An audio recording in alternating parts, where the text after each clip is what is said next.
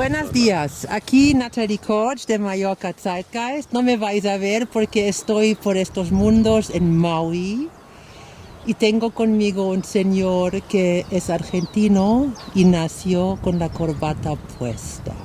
Acaba de decírmelo en la precharla. Buenos días, JJ. ¿Cómo Hola. estás? Aloha. ¿Qué te ha hecho llegar a Mallorca? Fue un salto de profesión y fue un salto profesional. Yo fui a Mallorca como director de las escuelas de idiomas Berlitz de Mallorca, las Islas Baleares, que Sí. era para desarrollar, y Barcelona. Así que eso fue me llevó el empleo, Sí. por así decirlo, ¿no? Y fue realmente, yo considero que yo dejé una muy buena profesión en un momento muy bueno y no sabía qué es lo que iba a hacer. Y la fantasía humana siempre piensa, yo en aquel momento pensé, lo único que me podría realmente salvar ahora es irme a una isla desierta. Sí. Y en lugar de irme a una isla desierta, me fui a una isla hermosamente poblada, porque a pesar de que ya habían tenido el gran desarrollo que tuvieron, supongo que no sé en qué año comenzó, todavía era muy a nivel humano, Sí. ¿no? En el sentido de que el encanto de Mallorca para mí es la isla en su totalidad, no es solamente las playas. Yo viví siempre cerca del océano, Sí. porque, por supuesto, el océano fue el primero que me curó. Sí. Cuando yo llegué a Mallorca de Madrid y comencé esa nueva profesión, yo me tomaba una hora, por lo menos, y me iba a caminar. Cada día. Sí, salía de la oficina y me iba a caminar a la orilla del mar. Quiere decir que la hora del almuerzo yo la compartía con mi solitud, con mi pensamiento, y yo vi cómo me recuperé. ¿Y dónde ibas? ¿A qué playa? ¿A qué No, orilla del mar? era en el paseo marítimo. Ah, ok. Sí, yo estaba en aquella época estaba en el Meliá, en el Hotel Meliá, Ujú. ¿no? Que es Sí, el Meliá, no sé si Aún todavía está, existe. sí. Ok, que es justo Sí. ahí. Y después me alojé durante un mes con mi familia en el hotel, creo que Costa Azul. Sí. Entonces estaba siempre sobre paseo marítimo y aprovechaba, ¿no? Porque realmente el respirar aire marítimo, Ya. ¿no? Sí. Y la paz y la tranquilidad de estar en otra parte y realmente estar conociendo otra cultura, ¿no? Porque desde el principio tuve la buena suerte de conocer mallorquines. ¿Y cómo eran? ¿Cómo te han tratado? ¿Cómo te han aceptado? Bueno, es corazón abierto. Ya. Las casas a veces no estaban abiertas, pero el corazón Sí, estaba abierto. sí. ¿No? Es una cuestión, creo que es una cuestión isleña, ¿no? Que eso ocurre, por lo menos yo, las tres islas favoritas mías en el mundo son Mallorca, Maui y Manhattan. Ok. ¿Okay? Entonces, en mi haber vivido en islas me permite ver ciertos caracteres que tienen ciertas personas que se crían en un lugar. Y el isleño, tanto aquí como los que yo conocí en Mallorca, hay una tendencia a tener corazón abierto, pero al mismo tiempo hay una reserva hasta que te aceptan y te conocen y después no hay más problema. Sí, es así, totalmente. Había en 1974 ya había un cambio político brusco en la isla o en toda España. ¿Te afectó en algún momento? No, yo lo viví en Madrid. Sí. Quiere decir que una de las razones por la cual yo dejé mi profesión anterior ¿Qué era? como actor es, yo estaba yendo a una entrevista con el productor y el director de la película que íbamos a hacer, y yo en aquella época vivía cerca del Palacio de los Deportes, que es un barrio bueno, muy lindo, muy bonito, muy tranquilo, y vi gente que actuaba como criminales, pero que eran policías, que le estaban dando palizas a gente y metiéndolos. Y fue el día que asesinaron a Carrero Blanco, que era el vicepresidente del gobierno de Franco. Y a mí me afectó emocionalmente, porque yo he estado en países con dictadura, donde he visto revolución armada y todo lo demás, pero la brutalidad que vi ese día, recuerdo que me dejó... Paralizado. No, me dejó con las piernas temblando. Sí. Porque ¿no? Y de una forma u otra, no necesariamente por eso, después se arrevesó todo con respecto a la película que íbamos a hacer. Y en ese momento hizo crisis en mí, personalmente. Fue toda una combinación de elementos emocionales donde intervenía mi familia, la vida del actor que está constantemente trabajando en distintas partes del mundo y no haciendo necesariamente los roles, los papeles que yo quería hacer. En esa época todos los roles que a mí me interesaban los hacía Dustin Hoffman o Al Pacino. Y yo le decía a mi representante, digo, ese es el tipo de papel. Dice, bueno, me decía, tú eres demasiado alto, por eso no te lo dan a ti. En fin, entonces la crisis fue en Madrid y ocurrió muy rápidamente y ahí fue donde cambié de profesión en una forma totalmente inesperada y donde al mes de estar con la compañía me dieron el territorio el territorio ideal, es el que todo director de todas partes del mundo quería tener, ¿no? Que fue ir a Mallorca, ¿no? Así que fue totalmente un regalo de la diosa Fortuna. Entonces, ¿en ningún momento has pensado, qué hubiese pasado con mi carrera como actor? No pienso en esa forma. Muy bien. Creo que nunca lo hice, o mejor dicho, dejé de hacerlo tal vez en ese momento. El mayor problema que yo tuve con esa ruptura fue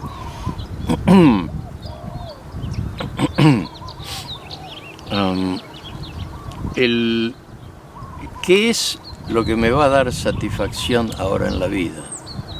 Porque es una vocación, y es una vocación para mí muy fuerte.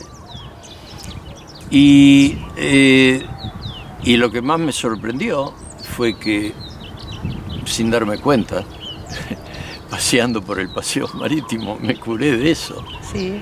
Y empecé a vivir mi vida plenamente, como Juan José Iborno Paladino, en lugar de el actor haciendo el rol de bla, bla, bla. ¿Tú dabas clases también de idioma? No. ¿Tú manejabas los profesores, los alumnos? Sí, bueno, yo manejaba la compañía, ¿no? Por decirlo de alguna forma. Y al mismo tiempo, si había que barrer, barría. Ya. Y si había que... no, dar clases no daba, porque yo respeto mucho al alumno y al profesor. Son profesores especialmente entrenados.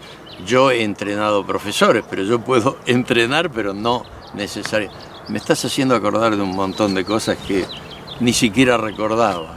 Gracias. De nada, con mucho gusto. No, pues yo soy muy curiosa, porque ahora me estoy imaginando cómo pasas por Mallorca en el paseo marítimo, cómo estás viviendo un cambio bastante brusco de Argentina a Mallorca, cambiando continentes, pero claro, te has quedado en el mismo idioma, no tenías que cambiar el idioma, pero tenías que cambiar culturas diferentes. Y venir de un país muy grande a una isla, porque yo conozco también los mallorquines un poco, y debe ser una temporada muy, ahora me falta la palabra, spannend, exciting, Estimulante. muy estimulante también con el cambio político, aunque has vivido en una dictadura. Sí, el cambio político en realidad no llegó, en mi experiencia, mejor dicho, no el cambio político, sino el cambio social. El cambio político se fue efectuando, yo no lo seguí porque la política nunca me interesó, pero estaba enterado de qué es lo que ocurría. Y hubo un cambio social que empezó a partir de los finales de los 70, no sé si en el 78 o en el 70. El catalán, ¿no? ¿Cómo? El catalán. No, pero aparte de eso fue una apertura. Hubo una apertura que vino de Madrid y se esparció por toda España. Y yo lo atestigué en Mallorca. Vi cómo cambiaba y de repente vi como cuando iba a Barcelona también había todo un empuje, ¿no? Con respecto a vivir libremente, ¿no? Porque estuvimos 40 años aguantando la respiración, ¿no? Entonces todo eso afecta, ¿no? Y hubo todo tipo de desmadre, como se dice en España, en ese sentido. Y de repente, después de siglos de ignorancia enseñada, España se convierte en un centro cultural de Europa. Madrid, el centro cultural, es una de las transformaciones más increíbles que yo he visto, ¿no? Porque en el 72, cuando yo llegué, yo participaba de la vida cultural española a través del teatro y la televisión y la radio española, que es lo que yo hacía en aquel momento, y veía todo lo que ocurría en España, y España era un pueblito, en lo que respecta a tener grandes artistas, grandes orquestas que venían constantemente, ¿no? En fin, pero esa es otra historia. De Mallorca, ¿alguna frase en catalán o en mallorquín? A mí me salen muchas. ¿Se te ha quedado? Molt bé, bon dia, me n'en vaig. Me'n vaig. Sí, son cosas que yo nuevamente tengo mucho respeto por el idioma y por la gente que habla el idioma. Entonces no traté de hablar esa mezcla, ese patois, ¿no? Sí. Y hago lo mismo acá en Hawái. Yo hace 25 años. Sí, ahora iba a preguntarte por Maui. ¿Has llegado hace 25 años a Maui? Isla más la mitad de pequeño de Mallorca. ¿Sigues con los isleños? Yo también tengo un amor con los países pequeñitos, no sé por qué. Y aquí ahora yo sé de ti que tienes un programa en la radio, el JJ Café, que promocionas el jazz, el flamenco también, el tango argentino. Y tienes una cosa muy guapa que yo tenía la suerte de participar los lunes, la Cinematiki. Y no te aburres aquí, ¿no? Te estás montando tu propio programa cultural y no te aburres. Yo sinceramente nunca me aburrí en mi vida. y lo puedo decir con total certeza, ¿no? Desde el año 0 hasta la fecha, porque pude haber estado deprimido, cansado, abúlico, pero aburrido, con la cabecita que yo tengo, ¿cómo puedo aburrirme? Sí. Porque siempre he jugado, quiere decir que el niño está totalmente vivo, constantemente, y al jugar estoy entretenido. Sí. Quiere decir que he pasado del juego activo al juego activo-pasivo, que es cuando yo hago mis caminatas acá, o cuando lavo los platos, Sí. o cuando cavo la tierra. Sí. En alguna forma hay pensamiento, y el pensamiento normalmente es constructivo en mi cabecita, en lugar de destructivo, y entretiene porque arma historias. Yo me río solo con las historias que se arman en mi cabecita y los personajes que aparecen, ¿no? Es parte de el regalo creativo que he recibido, ¿no? ¿Nunca tienes esta tristeza profunda que se oye cuando se oye el tango triste? La tengo en los ojos y posiblemente cuando yo me observo, porque yo me miro en el espejo pero no me observo, pero si yo me observo tengo tristeza en mis ojos, pero no es una tristeza activa. Y el tango lo siento profundamente también. Me considero una vida perfecta, maravillosa. Yo viví los años del tango cuando era todavía la época grande del tango, de las grandes orquestas de tango, que yo me fui y se murieron. Sí. No por mí, pero hubo una evolución y entró... Pero vino otro, vino el gran Astor Piazzolla. Sí, bueno, pero eso vino muchos Más tarde. años después. Entonces lo que ocurrió fue que yo viví esa época, que fue lo que reinició la locura del tango en los años 80, aquí en Estados Unidos. Porque yo en esa época, yo en el 85 estaba viviendo en Nueva York y me encontré con artistas argentinos que habían venido a tratar de montar un espectáculo por unos pocos días para ver cómo les iba y para ver si podían traer la colonia latina. Y era el verano del año 85 y los teatros estaban cerrados porque no había temporada de verano, y este teatro que estaba cerrado se lo ofrecieron a ellos y pusieron tango argentino y tuvieron 2 semanas con tal éxito que regresaron a Argentina, armaron el show mejor armado, lo vistieron con smoking, se lo trajeron, y eso fue lo que empezó la locura del tango en Estados Unidos. Antes había locura por el tango en Suecia, en Japón, pero eran núcleos pequeños. Lo que yo observé fue que hubo una especie de reguero de pólvora donde se armó todo inmediatamente como yo diría, en 15 minutos el tango argentino se hizo súper famoso. Fue una época excelente no solamente de las escuelas, sino excelente para todo el mundo. Yo como director pude ver que pude realmente incorporar cosas a los empleados que yo creo que sería imposible hoy en día, ¿no?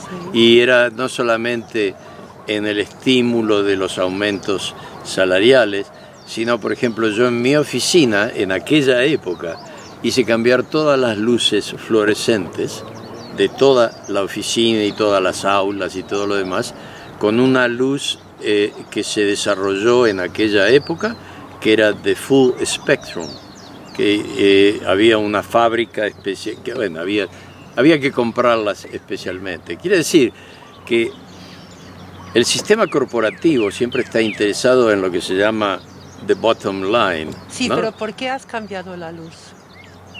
Porque por una cuestión de salud. Quiere decir, si uno trabaja en un ambiente cerrado con luz artificial Sí. y con ambiente artificial, Sí. en alguna forma u otra, se debilita el sistema inmune. No estás en la mejor condición. En cambio, si estás trabajando bajo una luz que es como la luz solar, Okay. el cuerpo tiene otro tipo de estímulo y que reacciona en otra forma. Entonces, la forma como... Porque yo eso tengo que vendérselo al vicepresidente. Claro, hay que dar dinero, sí, claro. entonces, ¿cómo le explico que eso va a redundar en beneficio de la compañía?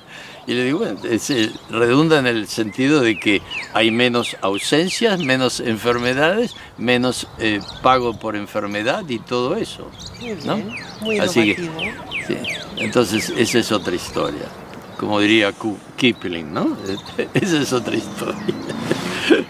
Pues el gran cambio, volvemos al tango, Ajá. el gran cambio del tango, o el renacimiento del tango con Piazzolla has vivido. ¿Sigues escuchando tango? Sí, sí, sí. Bueno, el privilegio mío es el programa de radio. Quiere decir que yo tengo 3 horas donde paso música que yo amo y conozco, o no, pero que tengo buenas referencias. Entonces experimento. Y en esas 3 horas yo escucho todo tipo de música. De Vivaldi a Piazzolla Sí. y de Miles Davis a... Flamenco. Sí, sí. Chano Domínguez, ¿no? Es uno de mis favoritos. Bebo Valdés, El Cigala, en fin. Y voy también a la rumba flamenca, por ejemplo, Radio Tarifa. Me encanta, ¿no? Y justamente el desmesurado éxito de mi programa se debe justamente en la música, porque es música que la gente que escucha radio no está acostumbrada a escuchar. Quiere decir, yo escucho radio y escucho mi estación preferida de jazz o mi estación preferida de clásico. Pero en un programa que yo hago de 3 horas, sin hacer un mamarracho total de la cosa, yo mezclo y voy, como en inglés digo, from the mild to the wild, always meeting the child. Quiere decir que el niño está jugando. Estamos jugando a hacer radio, porque eso es básicamente lo que yo hago. Mi audiencia está jugando conmigo, a que estamos en un café virtual y ahí está la mesa número 10 y le mandaron, ok, fenómeno. Entonces, y voy poniendo música. Digo, en este momento tengo un piano bar, tengo artistas que vienen solamente al piano bar, después tengo el gran escenario para la orquesta sinfónica, tengo peceras a través de todo el café, donde uno pasa por ahí. Sí. Es todo virtual, es todo en la cabeza de uno, es todo una de las de mis invitaciones al público, a mi audiencia anónima, admirable y adorable, es de, ok, estamos jugando en el teatro de nuestras mentes. Eso es básicamente lo que hago. Está bien. Entonces, esa es mi respuesta corta. Sigo escuchando tango. Sí, sigo escuchando tango, de vez en cuando. ¿Sigues? Yo me quedo con la palabra seguir. ¿Sigues teniendo amigos en Argentina, contactos? Fíjate que te iba a decir un rotundo no, pero no. Ahora me ha aparecido un amigo de cuando yo me fui la primera vez de Argentina a los 19 años. nosotros éramos amigos de los 16 a los 19 y yo me fui, nunca más lo volví a ver, incluso cuando regresé creo que lo vi una sola vez y de repente su hija, argentina, residente de Berlín, Alemania, me contacta diciéndome si yo era tal y cual. Muy bien. Y entonces, por Facebook. Te contactó por sí, Facebook, sí. Sí. Y ahora estamos en contacto y mi amigo, Alberto Kral, todos los martes de 12 de la noche a 3 de la mañana Baila tango, no. No, escucha mi programa. Ole, ajá, súper. Súper. Esas son las satisfacciones. Claro. ¿No?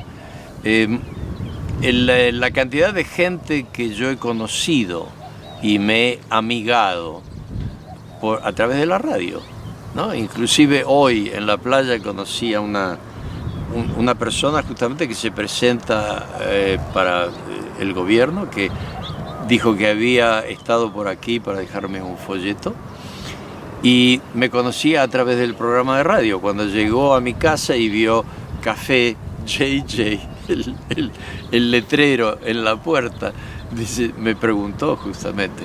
Entonces, de todas las actividades actorales, artísticas que he tenido, donde hubo momentos de popularidad, nunca fui súper famoso por suerte, porque eso es una traba ya de por sí, y una tara mental, porque te empiezas a creer tu propia publicidad. En fin, de todas esas actividades, la que más satisfacción constante me da es este programa de radio y la Cinematique, ¿no? Que y las dos cosas se desarrollaron no porque yo hice un business plan antes para ver si podía hacerlo, no, se desarrollaron así, una cosa vino atrás de la otra y lo que empecé por un mes, 2 meses, ahora llevo la Cinematique hace 9 años y el programa de radio hace 11 años. ¿Y cómo es que un tipo como yo tiene una cinemateca y tiene un programa de radio? Y porque son mis amores, sí. Porque amo la música, el arte, la creatividad y porque amo el film, ¿no? El cine, el arte cinematográfico. Me encanta, yo por supuesto de niño las películas que veía eran todas películas cómicas y de aventuras, ¿no? Y llegó un momento donde cambié, y eso me pasó a los 12 años y en ese día no fui a clase de gimnasia y me fui a un cine de mi barrio a las 3 de la tarde y daban Cyrano de Bergerac con José Ferrer, la original. Y en un cine vacío, a las 3 de la tarde, cuando terminó la película, estaba un niño de 12 años aplaudiendo como loco y de repente, uy, ¿qué estoy haciendo? ¿No? Entonces ahí fue donde empecé a ver cine que tiene mucho más que la aventura y la comicidad, ¿no? Empecé a entender el lenguaje. ¿Qué consecuencia tenía que no has ido al gimnasio? ¿Se han fijado? Había un problema después. Sí, ¿Sí? Es interesante. Sí, mira, nunca lo asocié. Sí, no, yo. Ajá, pero bueno, ahí es ¿sabes otra por historia. qué lo estoy asociando? Porque yo conozco esta historia similar de mi padre, que no ha ido al cole para ir al cine y tenía un gran problema después. Por esto lo pregunto. No, yo me curé. No, Fíjate. pero ¿te han dado un claca? O No, me curé. ¿Qué? Fíjate, yo estaba en mi primer año de la escuela secundaria. Sí. ¿Ok? Entonces, toda la escuela primaria había sido medalla de oro, alumno. Conducta regular, pero siempre era suficiente medalla de oro. Y cuando empecé la secundaria, era otro mundo. Te pasaban de una clase a otra, teníamos 13 materias por día, y no cuajaba conmigo. En la escuela secundaria me encontré que era todo, no era una forma que a mí me interesaba aprender. Y sin darme cuenta, fui haciendo cosas hasta que me echaron en el primer año. Y con eso me curé, porque a partir de ahí comencé a estudiar lo que yo quería en lugar de ir a una escuela a estudiar algo o una cantidad de materias que no me interesaban. Por supuesto que a los 12 años yo no sabía eso, pero instintivamente el genio, el niño, los ancestros, todo eso, hay una orientación de vida. Yo considero que sigo teniendo, he tenido, tengo y seguiré teniendo hasta el mutis final, una calidad de vida que yo considero mágica, en el sentido más normal de la palabra, mágica. Y es que sin darme cuenta yo elegí el camino a seguir, que fue justamente, nunca tuve arrepentimientos. Esto está bien. ¿No? Sí, está muy bien. Y me liberé, porque era un niño que estaba totalmente a la merced de mis padres y las autoridades. Con corbata. Con corbata, sí, por supuesto, había que ir traje, camisa y corbata. Y entonces empecé a hacer lo que yo jamás pensé que iba a hacer, que era faltar a la escuela. Eso siempre tiene un nombre, ¿no?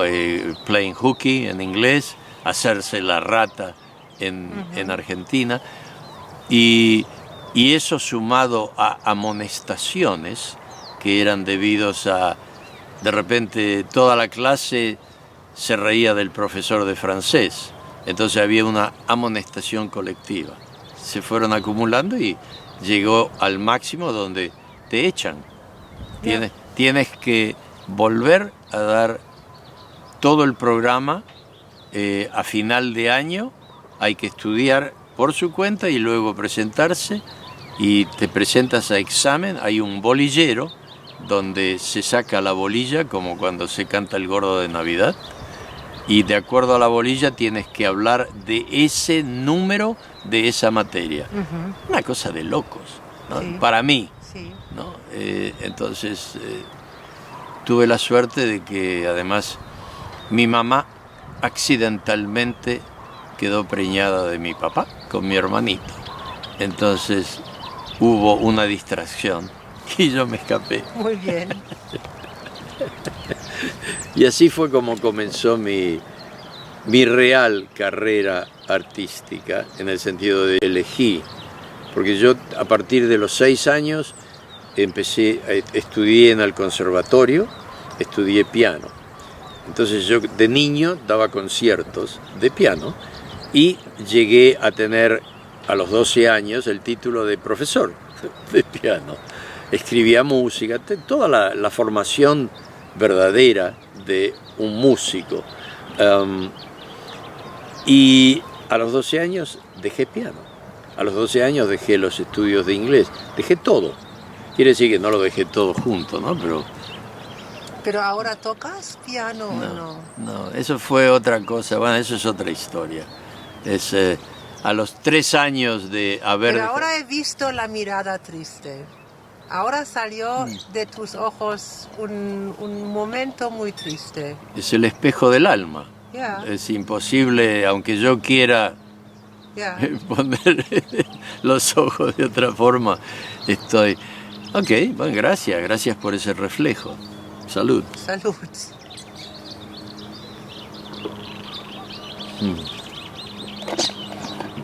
¿Qué se te queda como sueño por aquí? ¿Qué proyecto? El próximo. No sabes, no tienes un plan. No. Eso sí sería aburrido. Sí. Yo siempre tuve Siempre tuve sueños, fantasías, siempre jugué y siempre inventé historias en mi cabecita, escritas de alguna forma. Entonces, yo hago lo que siento en el momento, creo que es la mejor forma que Sí. lo puedo explicar. Al mismo tiempo, he tenido una formación profesional en todos los niveles, o en muchos niveles. Nunca he sido arquitecto ni médico cirujano, a pesar que estudié cirugía médica cuando empecé a estudiar por mi cuenta a los 14 años.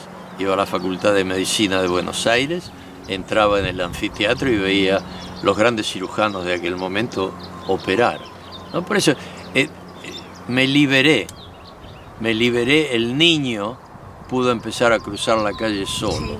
Sí, sí. ¿Ah? Yo me quedo ahora porque has dejado de tocar piano. Y sí, yo también. Y mi papá tenía razón. ¿Qué ha dicho el papá? Algún día te vas a arrepentir. El papá Antonio, ¿qué ha dicho? Algún día te vas a arrepentir. Sí. No me arrepiento, lo siento. Pero bueno, ahí hay una fantasía oculta en mi cabecita, que es de que en alguna forma mágica me vuelva a acordar de cómo se toca el piano. Porque Esto yo, no se pierde, es como conducir una bicicleta. sí, bueno, tampoco conduzco bicicleta. Vale.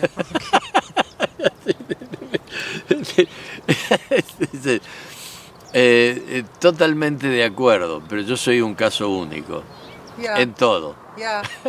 Lo Por confirmo. supuesto, soy único, como igual que tú.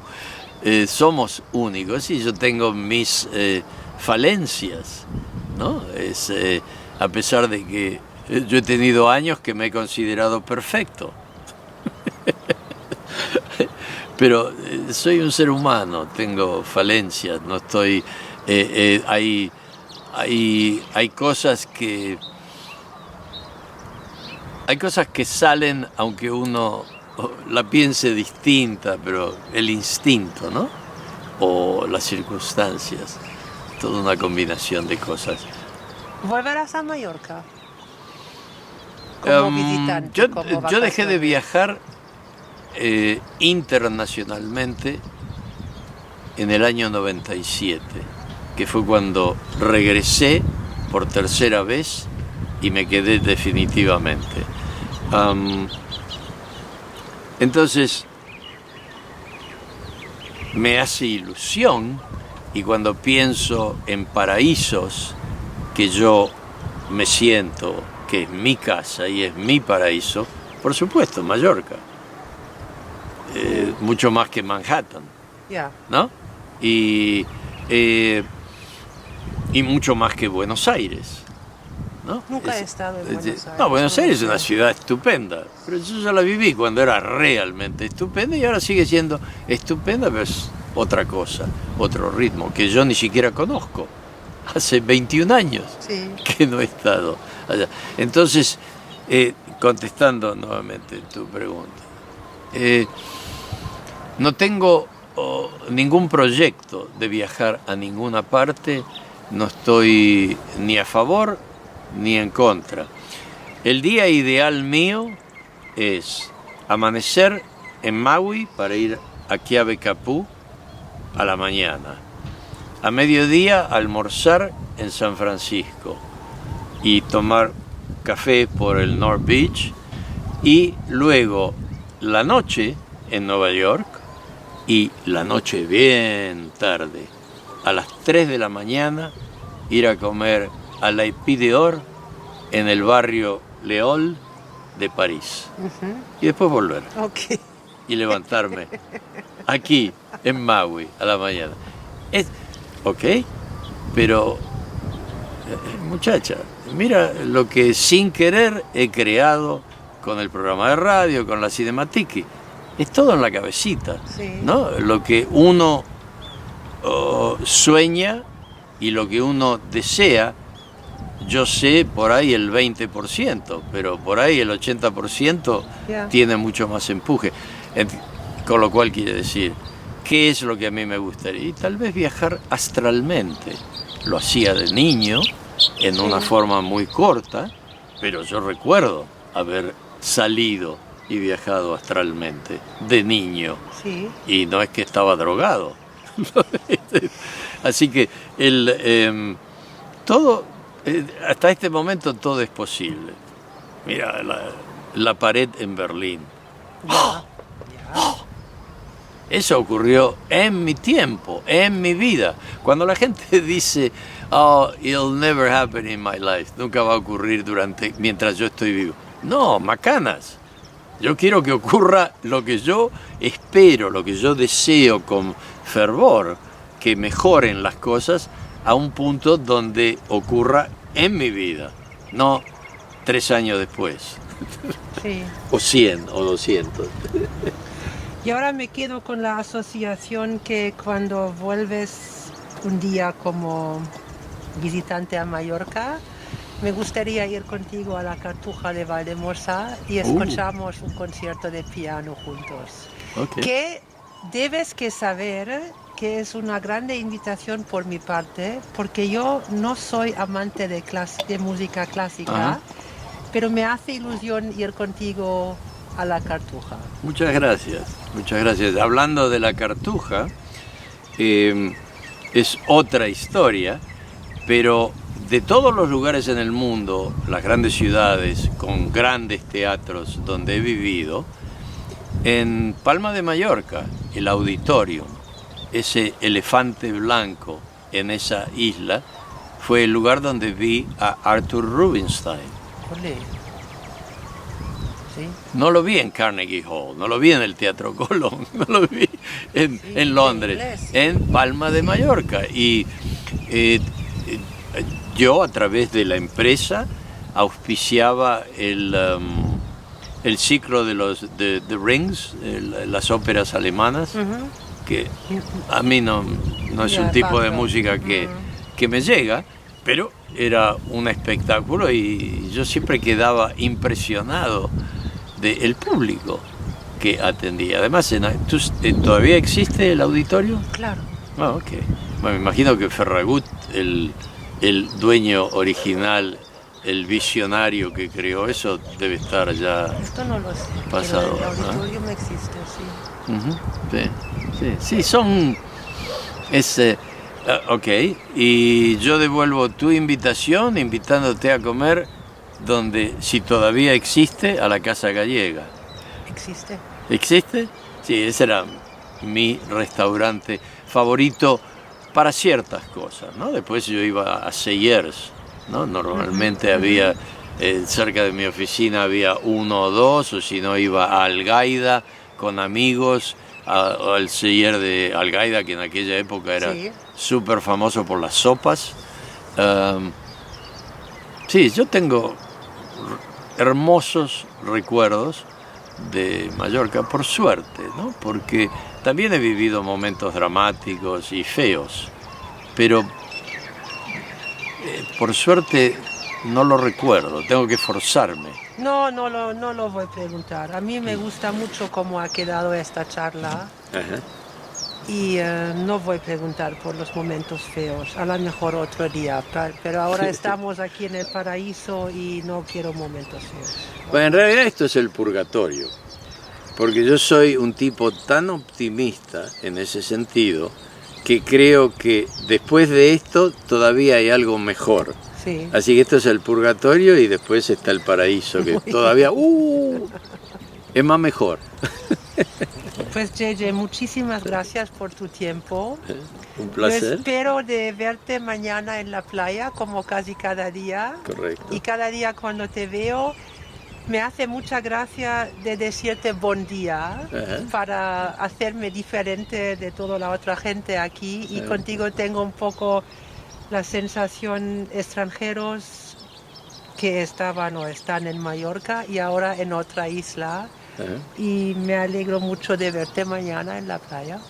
A mí me alegra mucho de verte ahora aquí. Muy bien. Y tal vez, casi seguro, mañana en la playa. Pues muchas gracias por ti. todas las informaciones y historias que has compartido. Ok, muy bien. Bueno, buena permanencia y espero verte todos los días en la playa. Vale, gracias. Sí.